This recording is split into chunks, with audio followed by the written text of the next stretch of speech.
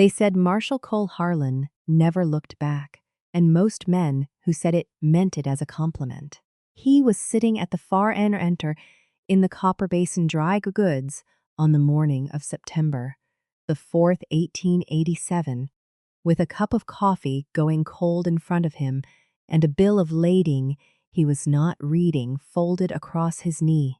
The light came through the west window at a low angle, the kind that turned dust into gold and made the room look warmer than it was. Harlan's hat was on the counter beside the cup.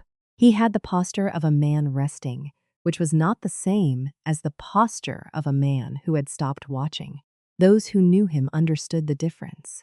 Most people in the Copper Basin country did not know him well enough to see it. The woman came in through the front door at 9:15. He noticed her the way he noticed everything.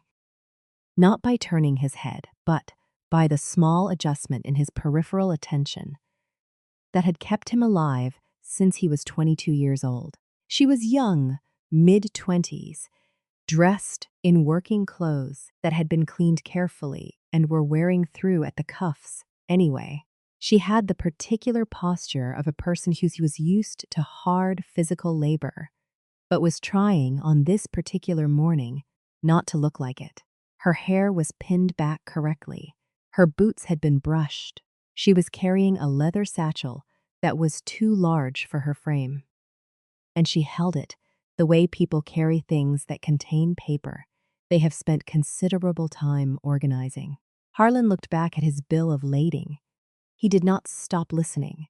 The store was run by a man named Aldous Creel, who was somewhere between 50 and 60, thin-armed, with the careful patience of a man who had been in commerce long enough to read who had money and who did not before they reached the counter. He came out from behind a shelf of dry goods with a specific kind of professional attention that was different from the attention he had given the 3 other customers who had come in that morning. It was the attention of a man who had already made a decision and was performing the motions of not having made it yet. "Help you?" Creel said. The woman set her satchel on the counter. "I'm Nora Vass," she said. "I wrote to you 2 weeks back about the Vass Homestead account, the parcel on Alameda Creek." Creel moved behind the counter and found a ledger. He opened it without hurry. Harlan set down his coffee. He had heard that name once before, 3 days ago, spoken by a circuit clerk outside the county office in a tone that had nothing particular in it. Just a name on a list of names. He had not thought about it again, but now he was hearing it attached to a woman who had packed a satchel full of organized paper and put on her good boots to come into this store. And something about the combination of those 2 facts held him in place. He picked up the bill of lading again. He did not read it. Creel ran a finger down a page of the ledger and made a small sound with his mouth. Not a word, just a sound that meant he had found what he was looking for and had not found it to be helpful. "Vass account," he said. "You're behind." "I know we're behind," Nora said. "That's what my letter was about. I've been carrying the place alone since March when my father took sick. I wanted to make a payment arrangement before the fall count." Creel looked at the number in the ledger. He looked at the number as if the number were a wall and the wall were solid. "The arrangement," he said, "is that accounts get settled by the October 1st date. That's in the terms." Nora opened the satchel and brought out a sheaf of papers. "I know the terms. I also have the yield projections for the corn and the letter from Dr. Hennessy about my father's condition. If you'll look at." Creel closed the ledger. "Miss Vass," he said, and he said it the way men said the names of problems rather than people. The terms don't adjust for personal circumstances. That's what terms are. The store was quiet. Harlan heard the paper in his hand. He heard his own breathing.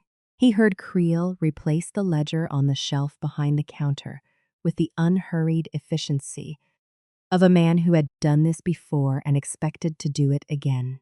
Nora Vass did not move for a long moment. Then she began to put the papers back into the satchel, and she did it carefully, which was the hardest kind of thing to watch. Here is what Cole Harlan knew about looking back and why the men who called it weakness were wrong. You did not look back to mourn. You looked back to account. There was a difference that most men never had occasion to learn, because most men had never stood in the particular kind of country where the past could kill you the same as the present if you did not understand what it was made of. He was 44 years old. He had been wearing a federal marshal's badge for 19 years. Before that, he had worn an Army Scout's insignia for 4 years. And before that, he had been nobody at all. A half-a-posh boy from the Tonto Basin, whose father had been a white cattle broker and whose mother had been a woman. The territory never fully credited with the full range of human qualities. He had built himself, piece by piece, out of materials neither of his two worlds had offered him freely. And the building had taken everything he had and left him with something that felt less like pride than like accuracy. He knew what he was. He knew what he had done. He knew what he had left undone. That last list was longer than he generally let himself consider. He set the bill of lading on the counter. He picked up his hat. Nora Vass was already through the door. He let her get half a block down the street before he followed. Before we go further, have you ever walked out of a room holding papers nobody was willing to read? If that story is yours, drop it in the comments below. We'll be back to the street in a moment. He caught up to her at the corner of Mesquite and Forge, where the street went uneven from the last hard rain, and the boardwalk had a 2-inch gap nobody had fixed. She had stopped to adjust the satchel strap on her shoulder, and she was not crying, which he noticed, because the not crying was doing visible work on her face. He stopped 2 feet away and took off his hat. "Miss Vass," he said. She turned. She looked at the badge first, then at his face, and then her expression did the thing that expressions did when they were deciding between wariness and desperation, and had not quite chosen yet. "Marshal," she said. He held the hat in both hands. "I was in the store," he said. "I heard the conversation." She waited. Her eyes were gray, the particular gray of sky before rain, and they had the steadiness of someone who had been waiting for the next bad thing long enough that the waiting itself had become a kind of armor. "I'm not interested in pity," she said. "No," he said. "I don't imagine you are. I'm not offering it. I'd like to buy you a cup of coffee if you're willing. I have questions about the Alameda Creek parcel, and I think you have answers." She looked at him for another 3 full seconds. Then she said, "What kind of questions?" "The kind," he said, "that take more than 1 cup." She considered that. Something shifted in the set of her shoulders. Not much, but enough that he could see it. "All right," she said. They walked together toward the Copper Basin Inn without speaking, which suited Harlan fine. He had learned from his mother's people that silence between strangers was not emptiness. It was the space in which the measure of a person took shape. The woman who would teach Cole Harlan something he did not know he needed to learn had come to the Copper Basin territory by a route that was neither straight nor simple. And it is worth knowing that route before understanding what she said to him over the next 3 hours in the back corner of a modest hotel dining room on a Tuesday morning in September. Nora Vass had been born in 1862 in a stone farmhouse outside of Fredericksburg, Texas, the second of 4 children born to Henrik Vass, who had come from Bohemia in 1855 with $140 and a working knowledge of dry land farming techniques that the Texas Hill Country rewarded if you were patient enough to learn what it required. Henrik Vass had been patient. He had also been stubborn, which in the Vass family was not considered a separate quality from patience, but a necessary component of it. He had built the Hill Country farm into something that fed his family through tubes, droughts, and one bad winter, and kept them clear of debt for 11 years running. Nora had grown up understanding that land was not background. It was a relationship. You gave the land what it required in a specific season, and it gave back on a schedule that could not be hurried and should not be assumed. Her mother had died of fever when Nora was 13, and from that point she had carried the domestic work of the farm alongside her education, which she pursued with a tenacity that her teachers in the hill country described in letters as exceptional, and her father described, in his limited English, as simply vast. In 1881, when she was 19, Henrik Vass had moved the family north and west into the Arizona Territory following a report from a cattle broker who had passed through Fredericksburg and described the Alameda Creek Basin as the kind of ground that rewarded a man who understood dry land cultivation. Nora had come with him. Her two brothers had elected to stay in Texas. Her younger sister came and then married out within the year to a man in Prescott and moved north. So it had become, by 1882, just Henrik and Nora on the 160 acres along the lower Alameda. They had worked the land together for 5 years. There had been a hard start, as there always was in ground that did not know your methods yet.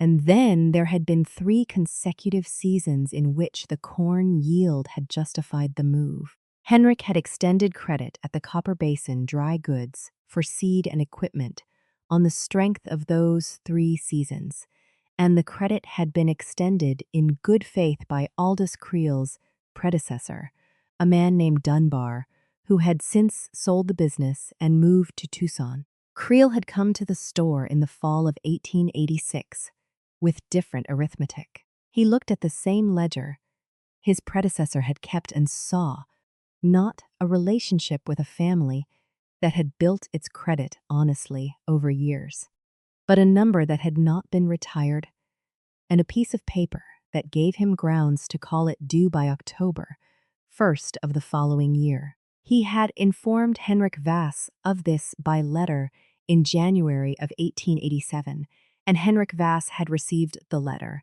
in March, and in the same week had fallen down the eastern slope of the irrigated field, with a pain in his chest that left him unable to use his left arm properly or to work the land in the manner that the season required.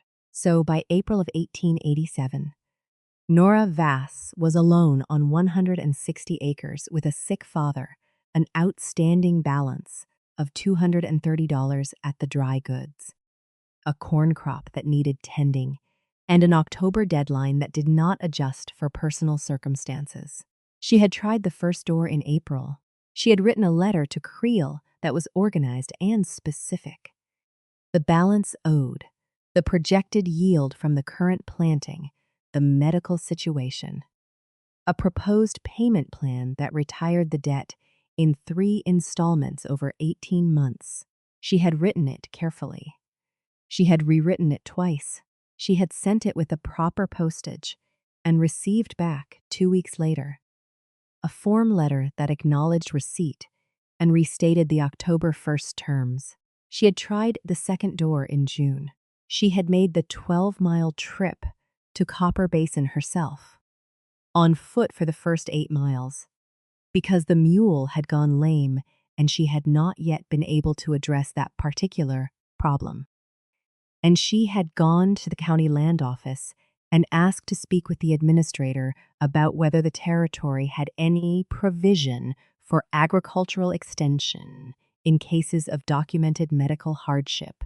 The administrator, a man named Porfirio Glynn, who wore his authority in the precise geometry of his mustache, had listened to her for 4 minutes and then told her that the territory's hardship provisions applied to military veterans and widows of veterans, and that he was sorry for her situation, but the office had no instrument for the kind of relief she was describing. She had tried the third door in July. She had gone to the Copper Basin Bank and asked about a loan against the property, to retire the dry goods debt and give her the operating space to bring in a full harvest in the fall.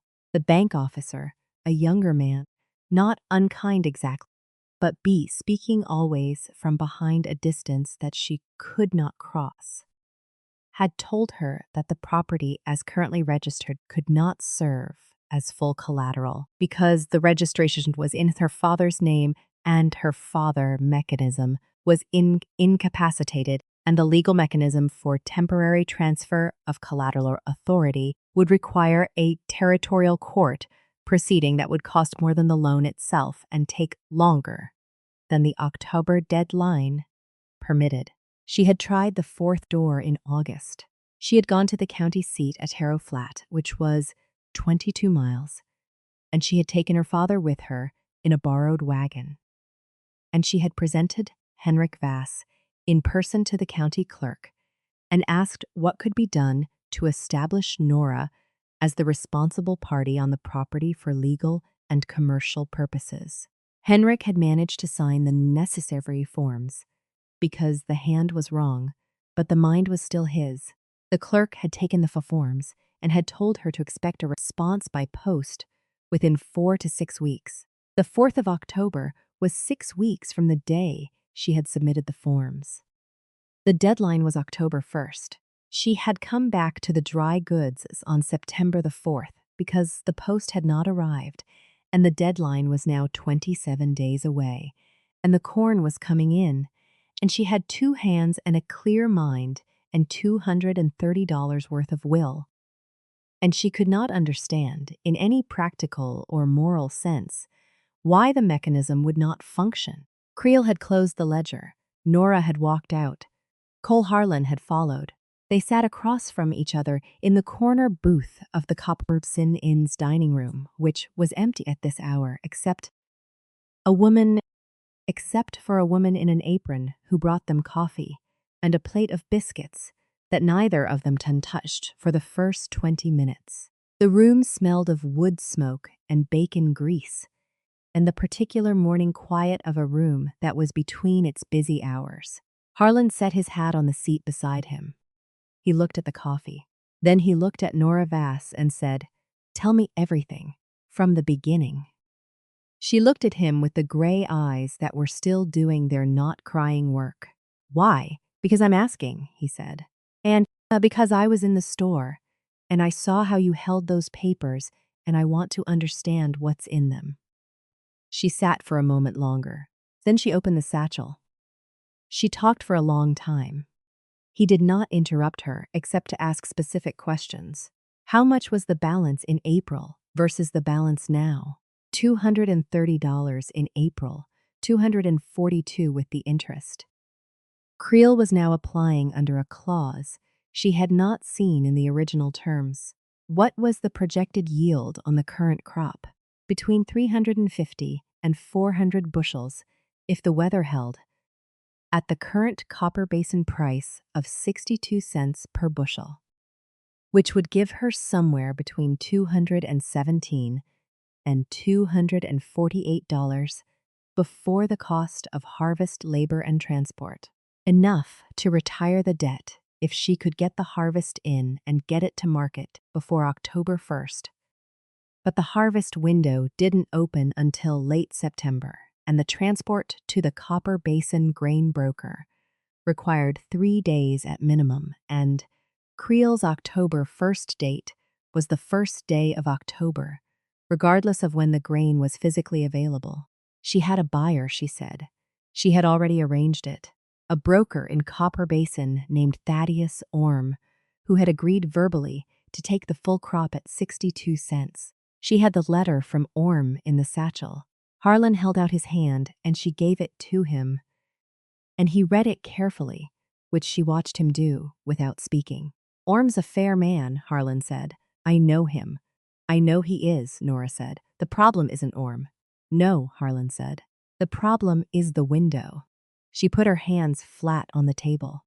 They were brown from the sun, and there were calluses across the palm, in the specific pattern that came from a handled tool used daily. And they were very still. "The crop is there," she said. The money is there. It will exist on October the 3rd or the 4th. It simply will not exist on October the 1st. Harlan turned the letter from Orm over in his hands. He looked at the date, which was August 17th. He looked at the figure, which was confirmed in writing. He set it down. County clerk at Harrow Flat, he said. You submitted those forms when? August the 12th. He was quiet for a moment. He picked up his coffee. He set it down again without drinking. Those forms would establish you as the legal representative of the property, he said. Yes, which would let me negotiate directly on the debt and extend the pay date. If Creel agreed to it, yes. Would he? She looked at the table. He closed the ledger, she said. Harlan understood. Creel did not want an arrangement. Creel wanted the debt in default. A property on Alameda Creek at the current land values was worth considerably more than $242. He said, Have you talked to anyone about what Creel's actually after? She looked up. The gray eyes went careful. I've thought about it, she said. Tell me what you've thought. She was quiet for a count of 4. Then she said, Dunbar sold him the store. Dunbar also had an informal understanding with the families who'd extended credit, which was that a yield-dependent account would be worked on yield-dependent terms. Creel never signed on to that understanding. He bought the ledger, but not what was behind the ledger. She paused. There are 4 other families on similar accounts. I'm not the only one. Harlan was very still. He looked at her for a long moment. You know the other 4 families, he said. I know 2 of them well. The Lawrence family on the North Bench and the Daggett brothers on the East Creek. They're in the same window, same deadline, same balance structure. He sat with that for a moment. The room was quiet.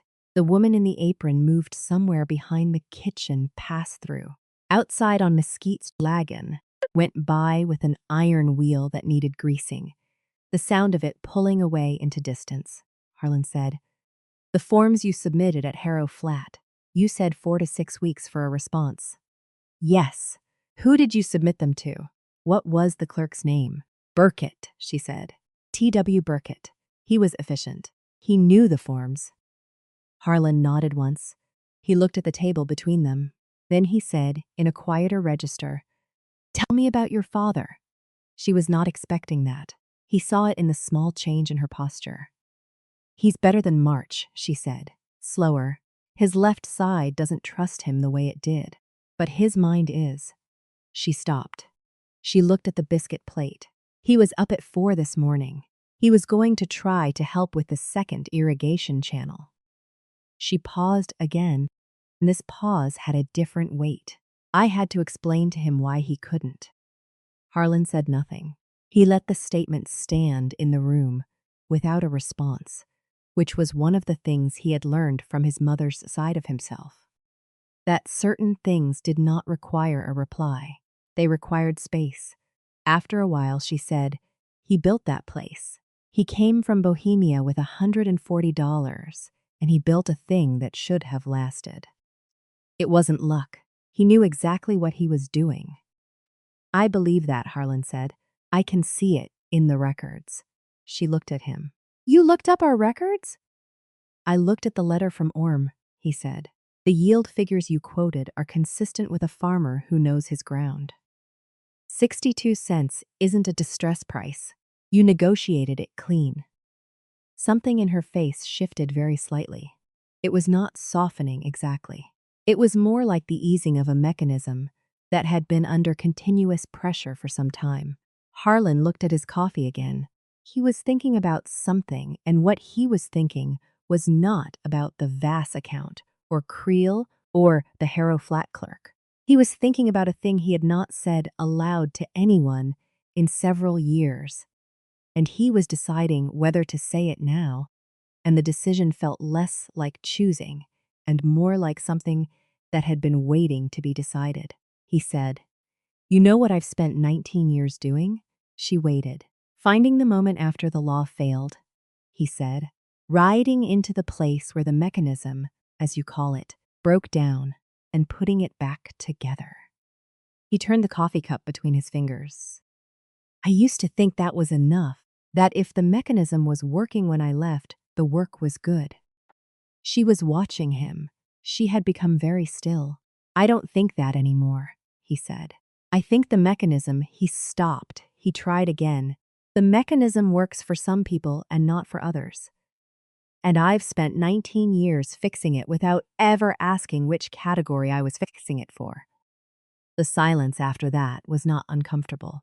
It had the quality of a silence between two people who have arrived at the same room from different directions and find, to their mutual surprise, that it is the same room. Nora said, "You're talking about who the law was built for." "Yes," he said. "That's what I'm talking about." She looked at the table. Her hands were still flat on the surface, very still. My father used to say that the law was like a river. It goes where the ground was already low. Harlan sat with that for a moment. "That's accurate," he said. He also said that the way to change where a river goes is to change the ground. "And how do you change the ground?" She looked up at him. "Work," she said. "Consistent, documented, patient work. You build up the low places and you dig down the high ones, and eventually the water finds the new channel." She paused. "It takes a long time," he said. "What you're doing with those papers, the letters, the filings, the organized documentation, that's the digging." "Yes, show me," he said. "Not the situation, the method. Show me how you've built the case." She looked at him as if she was not certain she had heard correctly. Then she reached into the satchel. What came out was not simply a collection of papers. It was a system. She had organized the documents chronologically and by category. Original account terms, correspondence with Creel, county filings, medical documentation, yield projections, the ORM letter, and a final section that she described, without any particular pride, as her legal analysis, which was 7 pages of handwritten argument, cross-referencing the territorial code sections she had been able to find at the Harrow Flat Public Reading Room.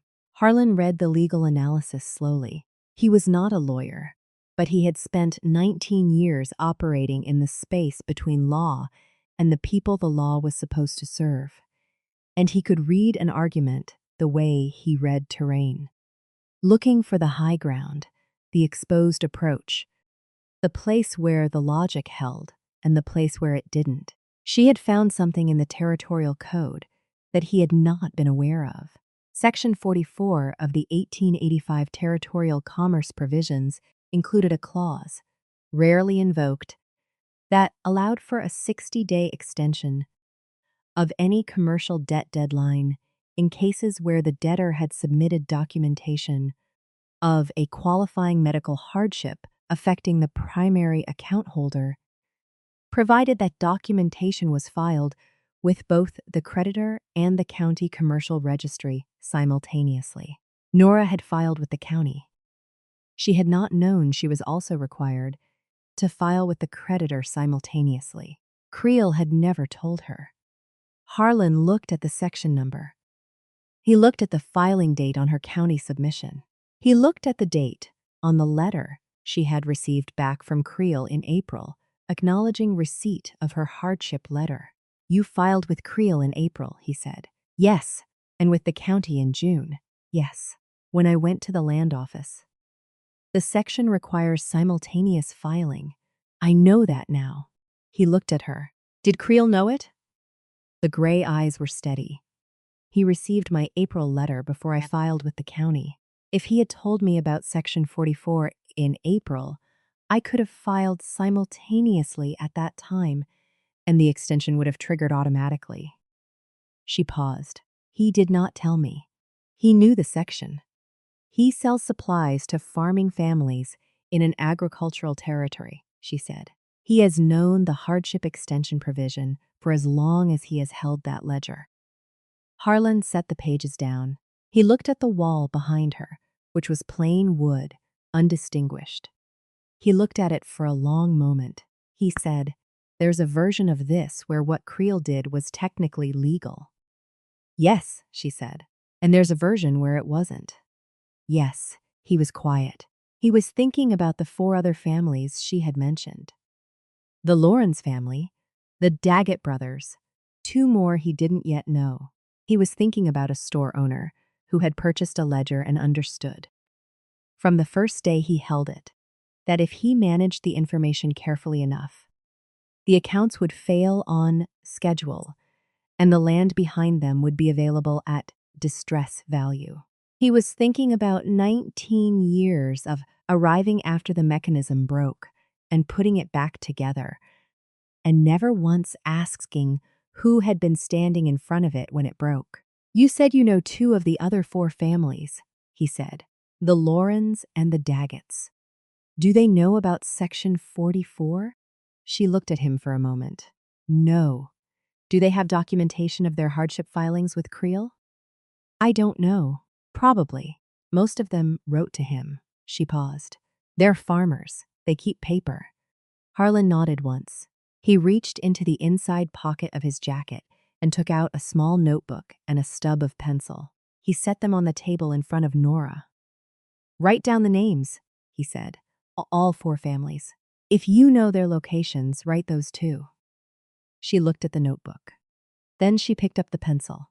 While she wrote, Harlan looked at the section of her legal analysis that dealt with Section 44 and reread it twice. She had done the argument correctly. The logic was sound. The question was whether anyone with the authority to invoke it would do so. He had that authority, not directly in a commercial matter, but a federal marshal's formal letter to the Harrow Flat County Commercial Registry was a different instrument than a farming woman's personal filing. And he had known T.W. Burkett for 6 years. And Burkett was a man who followed procedure with the same consistency, whether the wind was behind the procedure or against it. Nora handed back the notebook. The names were written in a precise schooled hand.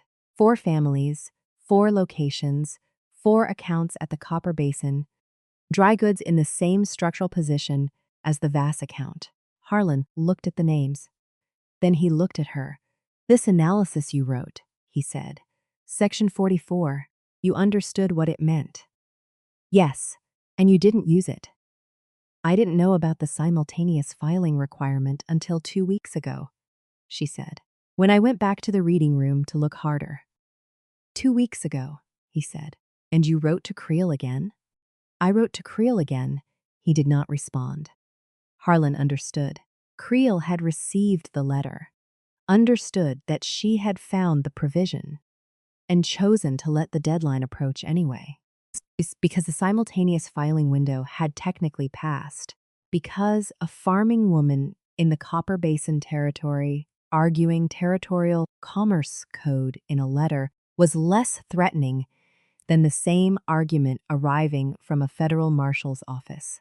He said, I need to ask you something about the argument you made in this document, the part on the estoppel theory. She looked at him carefully. You know estoppel? I know enough, he said. You're arguing that because Creel accepted the April filing without informing you of the Section 44 simultaneous requirement, he waived his right to use the non-simultaneous filing as grounds for denial. That's the argument, she said. Is it right? She sat back very slightly. It was the first time she had moved her posture since she had started talking, and he registered it as significant. I believe it's right, she said. I'm not a lawyer. No, he said. But you wrote 7 pages of legal reasoning from public sources while running a farm alone and caring for a sick father. He looked at her steadily. You want to know what I think? She waited. I think you're right, he said. And I think you've known you're right for 2 weeks. And I think what you've been trying to figure out is how to make it matter. Neither of them spoke for a long moment. The woman in the apron came back and refilled their coffee without asking, which was the kind of practical grace that went unacknowledged in the moment and was appreciated fully later. Nora said quietly, Is that something you can help with? He was looking at the notebook in his hand, the 4 names, the 4 locations. He was thinking about the Lawrence family and the Daggett brothers and 2 other farming families in the Alameda Creek Basin who were 27 days from losing land they had built on correct premises and consistent work. Because a man with a ledger and a knowledge of territorial code had decided that their labor was a better return than their credit. He said, "I've spent the last 19 years on the wrong end of it." She looked at him. "The mechanism," he said. "You called it that. It's the right word. I've been maintaining it, fixing it when it breaks, making sure it keeps running." He set the notebook down. "I have never once looked at who it was running for." She was very still. "Your father," he said. "The $140 from Bohemia. 5 years of groundwork before the first good yield. That is." He stopped. He looked for the word and found it in a place he had not expected. "That is the same work my mother's people did. Different ground, same arithmetic. Build the thing, do the work, and then watch the mechanism, which you were never quite permitted to fully operate, turn your work into someone else's asset." Nora did not move. She looked at him with the gray eyes, which were not doing the not crying work anymore. They were doing something else, something that was attentive in a different register. She said, "You're half Apache." "Yes." "And you wear that badge." "Yes." She was quiet for a count of 3. "That must be a very complicated thing to carry." He almost smiled. It was not a full smile, but it moved through his face briefly, like weather. "You learn not to let it be complicated," he said. "You make it practical. The badge is a tool. You use a tool the way it was built to be used, that's all." "No," she said. "That's not all." He looked at her. "You use the tool," she said, "but you also decide what it's for. And deciding what it's for, that's not the badge making the decision. That's you." He sat with that. "My father decided what farming was for," she said. "Not survival, not profit, for the building of a thing that would exist after him. That's why the land matters to me, the way it does. It's not the acres, it's the intention." She paused. "The intention is what Creel is trying to buy for $242. Harlan said, "He won't." He said it plainly, not as a promise dressed up in ceremony, as a statement of what was going to happen. Nora looked at him for another moment. Then she said, "What are you going to do?" He picked up the notebook. "First," he said, "I'm going to write to T.W. Burkett at Harrow Flat about the status of your registration filing. I have reason to believe it can be expedited." He looked at the legal analysis on the table.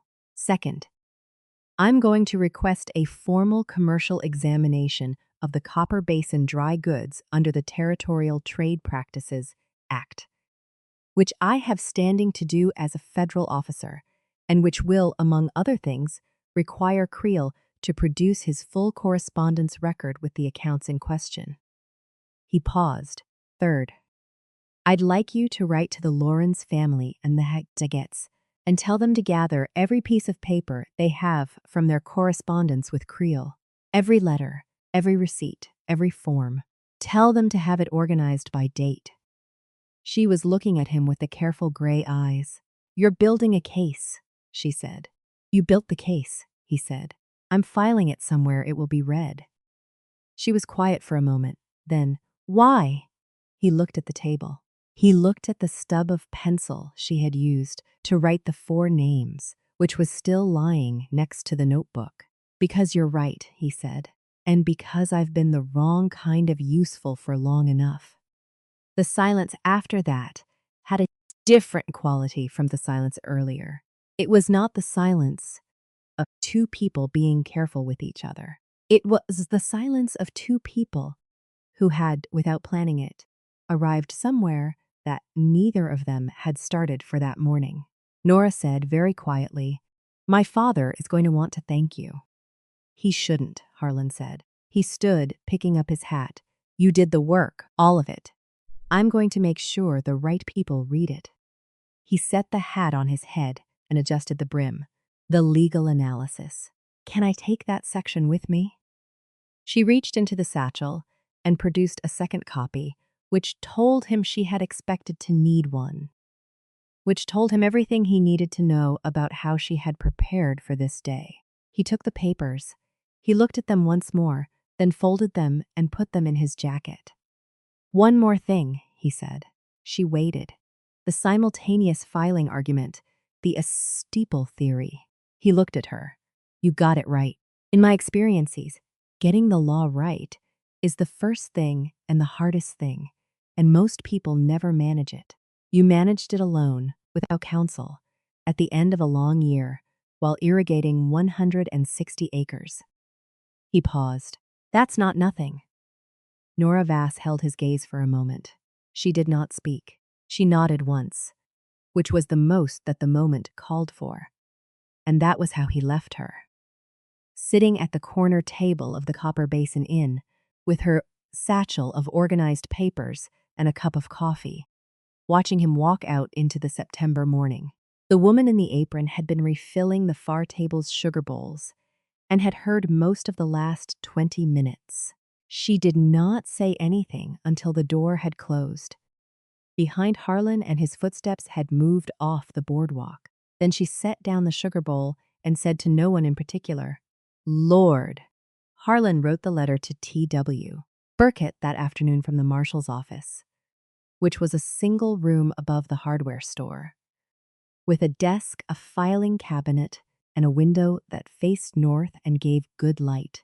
He wrote the request for commercial examination of the dry goods the same afternoon, addressed to the Territorial Trade Registrar in Prescott, with a copy to the county clerk at Harrow Flat. He wrote a third letter to Thaddeus Orme, confirming the verbal agreement to purchase the Vass harvest and requesting a written instrument that would allow the purchase price to be held in a formal commercial escrow, pending resolution of the account dispute, which Orme agreed to by return message the following morning. Because Orme was a man and recognized when a situation was moving in a direction that fairness required him to support. He did not tell Nora Vass he had done any of this. She would find out through the mail. He rode out to the Lawrence property on the North Bench 4 days later and spent 2 hours at the kitchen table with Maria Lawrence and her husband Esteban, going through their papers the same way he had gone through Nora's. The Lawrence correspondence with Creel showed the same pattern. A hardship letter in spring, an acknowledgement from Creel, without mention of Section 44, a deadline that had not moved. Maria Lawrence had not found Section 44. She had been trying to negotiate on personal grounds, which had the same quality as trying to change a river by talking to it. He explained the estoppel argument. He explained it plainly in the way Nora had explained it to him, without legal dressing, because the logic of it was simple once you saw where the ground was low and where it was high. Maria Zorens listened to him and then asked a question that required him to re-explain one part, and then she sat for a long moment and said, This is why she has all those papers. Who? Harlan said. Nora Vass, Maria said. She told me to keep everything. 2 months ago, she said that. Keep everything and organize it by date. I thought she was. She stopped. I did not know she had found this. Harlan looked at his coffee. He had thought about this on the ride out. She found it, he said, and she organized it. And then she walked 12 miles to bring it to the people who had authority to do something with it. And the people with authority closed the ledger. He set the cup down. So she did the next thing. Esteban Lawrence, who had said very little during the 2 hours, and had the quality of a man who spoke rarely but meant everything he said, put his hand flat on the table and said, What do we do? Harlan explained what they needed to do. Gather the papers. Organize them the way Nora had organized hers. He would file on their behalf along with the Vass, filing as a consolidated commercial complaint, which was a stronger instrument than any single filing, because it demonstrated a pattern of conduct rather than an individual error. He went to the Daggett brothers the following day and repeated the process. He went to the remaining two families the day after that. In the second week of September, he sent the consolidated complaint to the Territorial Trade Registrar with a cover letter that was, in his 19 years of letter writing, the clearest and most direct thing he had ever put on paper. He described the pattern. He named the provision. He named the families. He cited Nora Vass's legal analysis by name as he had asked her permission to do. He stated the estoppel argument and the evidence supporting it. He stated what remedy he was requesting. A formal finding that the simultaneous filing requirement had been waived by Creel's conduct in each case, triggering the Section 44 extension automatically, which would move all 5 October 1st deadlines to December 1st and allow the harvest revenue to retire the debts. He sent it. He waited. He did not ride back to the Vass homestead or to any of the 5 properties. They had what they needed. They did not need him watching. The response from this Territorial Trade Registrar came on September the 22nd. The registrar was a man named Callaway Pierce, who had been in the position for 8 years and had a reputation for procedural exactness that some found cold and others found, under the circumstances, reassuring. His response to the consolidated complaint was 7 pages, which was 4 pages more than Harlan had expected, and it was favorable. Pierce found that the pattern of conduct documented in the complaint was consistent with a knowing failure to disclose a relevant statutory provision by the creditor, and that under the estoppel doctrine as applicable in the Arizona Territory, the non-simultaneous filings by the 5C could not be used as grounds for denial of the Section 44 extension. He ordered a formal 60-day extension for all 5 accounts, retroactive to the original filing dates, which moved each deadline to late November and early December. He also referred the conduct of Aldous Creel to the Territorial Commercial Licensing Board for review, which was a separate proceeding with separate consequences that Harlan did not involve himself in, because it was not his place to do so. He wrote to each of the 5 families. He did not write out. There was a moment, on the afternoon the letters were sent, when he stood at the window of the marshal's office and looked out at the Copper Basin Street in the particular September light that he had first noticed on the morning of September the 4th, the kind that turned dust into gold. He stood there for a while without moving. He thought about what Nora Vass had said, that the way to change where a river goes is to change the ground. He thought about the 7 pages of legal analysis she had written alone at the end of a long year in a farmhouse on Alameda Creek, and how that analysis had been the instrument that moved the river, not his badge, not his letters. The ground she had built, he had used the badge. He was a tool of the mechanism. He knew that clearly. But for one afternoon in September, in the back corner of a hotel dining room with 2 cups of cold coffee and a satchel full of organized papers, he had been something else. He had been present, fully present in the way that his mother's people meant when they used the word that did not translate directly, but meant something like, "The one who is here." That was what he had given her. Not money, not rescue, presence, and the willingness to read what she had already written. He was the tool. She had been the hand. Before we come to the end of this story, have you ever done the work and simply needed someone with the right access to show up and do their part? That is the architecture of most changes that last. Tell us below where you're listening from, and whether this story landed in a place you recognize. The harvest came in at the end of September. Nora Vass and one hired hand, a DNA boy of 17 named Galloway, who had been working the East Creek properties since summer, brought in 382 bushels of corn in 7 days of hard work. Thaddeus Ormsman came with the wagon on October the 4th and transported it to the Copper Basin Grain Exchange. The escrow account received $236.84. The debt to the Copper Basin Dry Goods with the November 15th extended deadline was retired in full on October the 7th. Nora was at the county registry at Harrow Flat on October the 9th when the papers establishing her as the legal co-representative of the vast property finally cleared their 6-week processing window. T.W. Burkett stamped them himself. He told her the processing had been expedited on the request of the federal marshal's office in Copper Basin, and that the expedited request had been filed the day after the formal examination request for the dry goods, and that the timing of the two filings together had made clear to the registry that there was a matter of some urgency. She had looked at the stamps on the papers for a moment. She had thanked Burkett. She had walked to the Harrow Flat post office and sent a letter to the marshal's office in Copper Basin. The letter said, "The papers have come through. The harvest is in. The debt is retired. My father asked me to tell you that he knows what you did and why you did it, and that he is grateful. I told him I would pass that along." Harlan received the letter on October the 12th. He read it once, folded it, and put it in the desk drawer. He went back to work.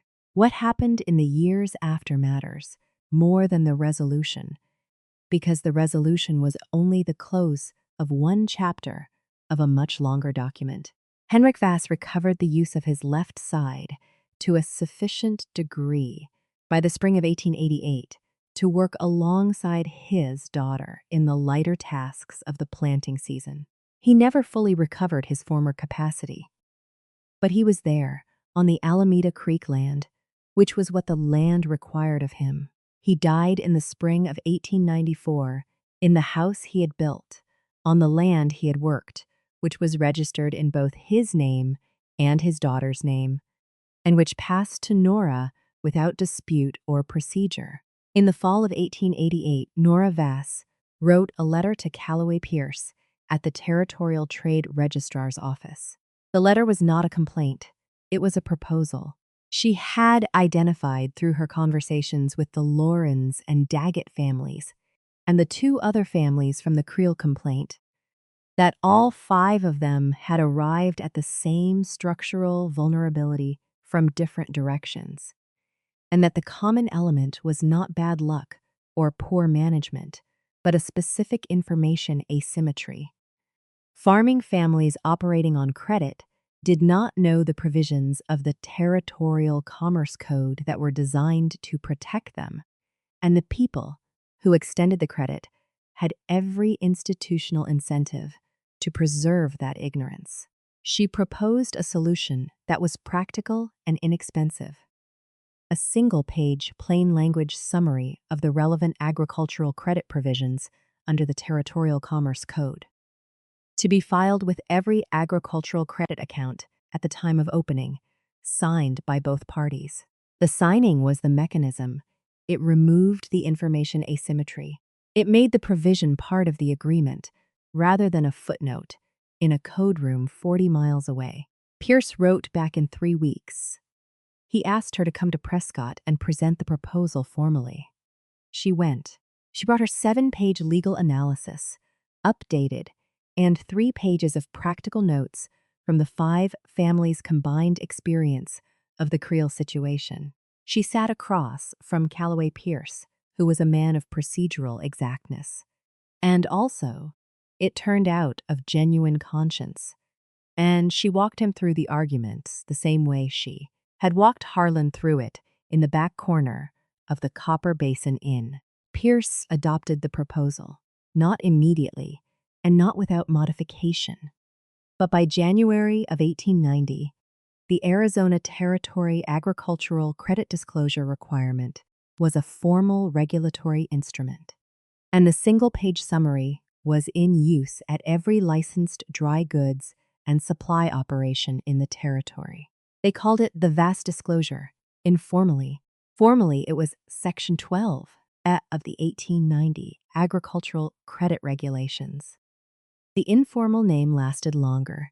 Maria Lorenz, who had kept everything organized by date the way Nora had told her to, became the person the families on the North Bench went to when they had a question about their credit accounts.